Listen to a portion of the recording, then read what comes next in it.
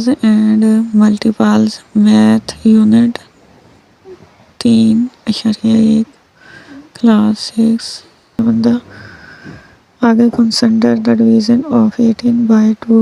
18 को 2 पे डिवाइड करेंगे। 2 डिवाइड 18 to 9 द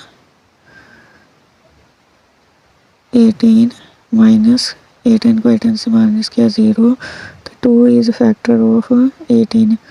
2 18 का फैक्टर है। आगे है फैक्टर्स एंड मल्टीपल्स।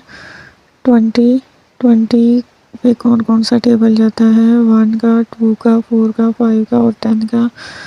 तो 1 2 4 5 10 एंड 20 आर फैक्टर्स, क्योंकि ये तमाम 20 के फैक्टर्स हैं।